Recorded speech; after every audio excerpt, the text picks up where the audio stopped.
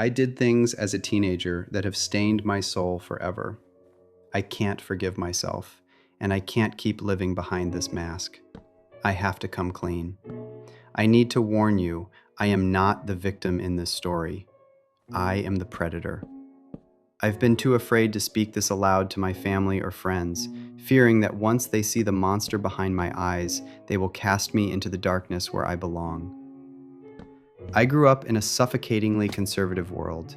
We were taught that the body was a temple of fear, and any spark of desire was a ticket to eternal fire.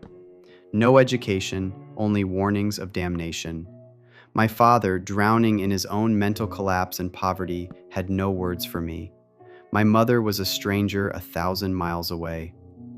Most boys my age learned about intimacy from the toxic, distorted lens of the screen, a false narrative that poisons the mind before it even matures. I don't say this to make excuses. I accept every ounce of the blame. But the soil I grew up in was bitter, and it grew something twisted inside me. Everything changed in my sophomore year. A knee to the face during a game of football, a fractured skull, a seizure. I was gone for a while, and when I returned to my body, I wasn't the same person. My friends noticed it, a shift in my frequency. I became reserved, emotionally hollowed out, falling into a pit of depression that would never truly leave me. I want to believe it was the injury. I want to believe it was the poverty, or the fact that I was living on my own by my senior year, type vomiting my struggles onto a phone screen just to feel something. But deep down, I know the truth. I'm going to tell you about the 4 souls I damaged. I won't use names, only ghosts. The first was DB. She liked me. We snuck out under the cover of night, fueled by hormones I didn't know how to control. I pushed. When she said no to one thing, I waited a few minutes and asked for another. I pressured her into an awkward, cold encounter she wasn't ready for. I manipulated her silence, taking her maybe as a yes, because I knew she had feelings for me. I used her heart to get to her body. I never gave her closure. I just let her fade away, carrying the weight of my entitlement. The second was CB. We met in the shadows of a storage unit. It was mutual at first, but then my lack of self-awareness took over. I made requests that were weird, intrusive, and uncomfortable. I egged her on, pushing the boundaries of what was decent because I was a clueless twat who thought the world owed me satisfaction. We never spoke again, leaving only the smell of cold concrete and regret behind. The third happened during a summer of drunken haze. A girl, let's call her DL. We danced. It was intense. But when we got to the shadows of an alleyway, I crossed the line. I didn't ask. I just invaded her space. When she told me it was the wrong time and place, I had the audacity to ask, "Are you sure?" Later that same night, I tried again, even after she had already said no. I was rapey, a pervert who couldn't understand that no is a final wall, not a hurdle to jump over. But the fourth, LC, she is the one who haunts my dreams. She was younger, an honest soul.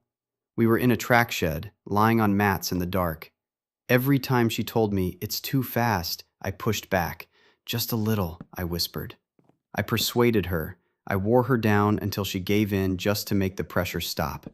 I took advantage of her kindness, and when the truth started to leak out to our friends, I did the most demonic thing a man can do. I denied it. I called her a liar. I used my reputation as a well-liked guy to crush her voice. I destroyed her to save myself. The realization didn't hit me until I tried mushrooms with friends. The trip became a descent into hell. I saw every girl I had abused. I saw the parasite I had become. That night, I made a vow to never be that man again. But the guilt is a slow-acting poison. I've tried to be extra consensual since then, asking twice, being so careful that women laugh in my face. I'd rather be a joke than a monster. But I couldn't keep a relationship. How can you love someone when you're hiding a corpse in your basement? Then came the physical collapse. A shattered ankle, surgery that failed, the loss of my job. I couldn't run anymore, and running was the only way I could outpace my thoughts. I hit rock bottom. I stopped eating. I would stare at myself in the mirror for hours, cursing the man looking back. I started planning my exit. I'm a writer. I wrote a story where I died. I wanted to feel the DMT rush of the end. I've sat in my room, pressing a loaded pistol to my chest, chasing the relief of non-existence. I even practiced with props, feeling a sick, terrifying joy at the thought of finally being off. The only reason I am still breathing is my dog. He walked in one day while I was holding that steel to my heart. He licked my tears. He doesn't know what I am. He only knows he loves me. I'm a coward, but I'm a coward who can't bear the thought of my dog wondering why I never came home. So now, at 28, I live like a hermit in the woods. I am a ghost. No social media, no friends, just me and my dog among the trees. My family knows something is wrong, but they don't know the truth. They think I'm just depressed. They don't know I'm a monster in hiding. I'm loathing myself as I type this. I'm not asking for pity. I want the truth. Am I worth saving? Or should I do the world justice and rid it of my presence? I chose to do those things. I can't blame my brain injury or my father anymore. I am the architect of my own hell. What do I do? Is there any path back from the dark? That's all for today.